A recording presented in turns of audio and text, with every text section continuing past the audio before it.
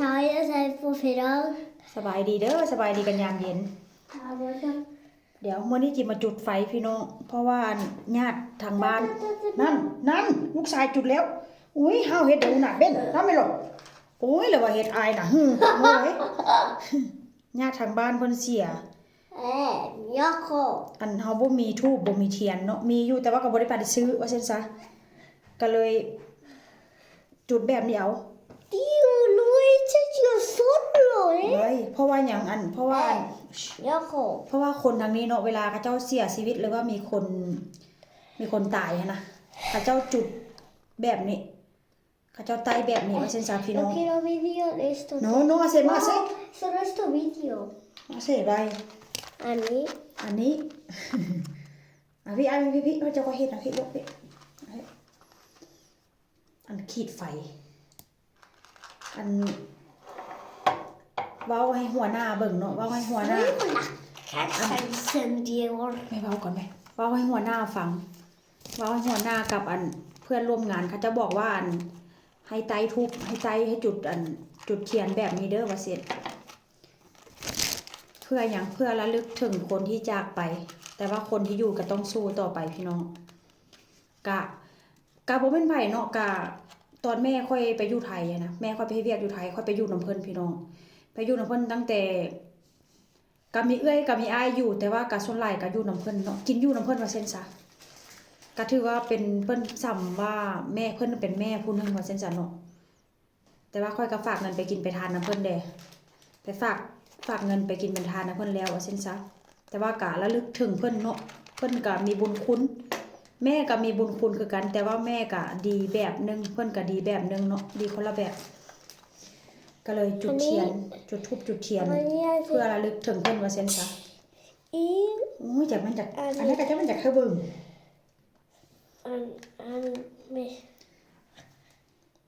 จุด2อันเอาเมียนแม่ลูกเอาเมียนให้เบิ่งมือเมียนอ้ายมาไว้เกี่ยวให้เบิ่งไว้ลูกชายเฮ็ดหยังเกี่ยวให้เบิ่งโยเซญาว่าซั่นปิดไว้ซะปิดไว้อันนี้ก็ได้จุดแบบนี้เลยพี่น้องโอ้ยจะมันอยากเข้ากองดีจุดแบบนี้เลยอันนี้ก็อันจุดคือกันอันนี้ก็ได้แต่ว่าการส่วนหลายก็จุดแค่2อันปิดไว้อ้ายนะลูกปิดไว้แต่ว่าก็บ่มีฮูปเพิ่นหรอกว่าสิบ่มีฮูปเพิ่นแต่ว่าก็บ่เป็นหยังระลึกถึงเพิ่นเอาก็ได้ดอกเนาะระลึกถึงเพิ่นอยู่ในใจเอาบ่จุดอันนั้นน่ะลูกบ่จุดอันนั้นน่ะบ่จุดอ้ายนั้นบ่จุด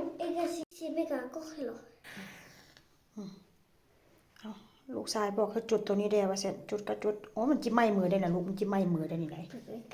เดี๋ยวมันจิไหม้มือแม่บ่ได้แล้วลูกมันบ่ได้แล้ว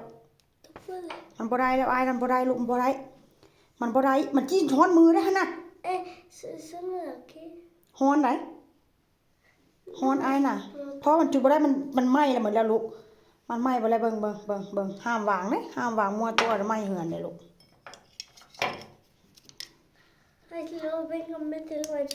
No hay más. Tengo una idea. Mételo aquí y luego sácalo. No.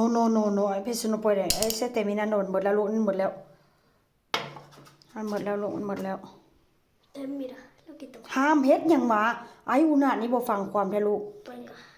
ไม่งานเนาะแล้วก็เกมเอาไปดัดเป็ดจะจับมันฮ้อน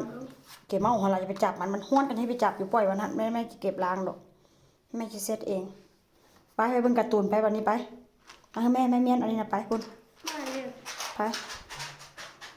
ระลึกเพิ่นระลึกถึงเพิ่นอยู่ในใจเอามาให้แม่อันนั้นน่ะจะไปหยังโนมาพี่โนเอามาให้แม่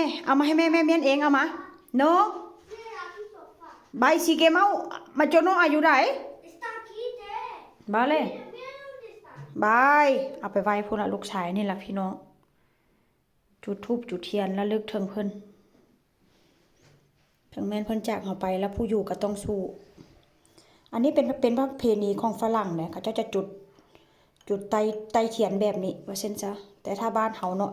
บ้านเฮาก็จะมีรูปเพิ่นแล้วก็จุดธูปไตเทียน แต่ว่าทางนี้ก็ให้จุดแบบนี้นี่ล่ะพี่น้องมื้อนี้ก็บ่มีหยังหลายเนาะก็เอามาให้เบิ่งกันว่าซั่นซะเพราะว่าเพิ่นเพิ่นก็ส่งสการมื้อเพิ่นก็เอาไปเผาไปนั่นล่ะไปแล้วเด้อพ่อแม่พี่น้องเจอกันใหม่ในคลิปหน้า บ๊ายบายสบายดีเด้อ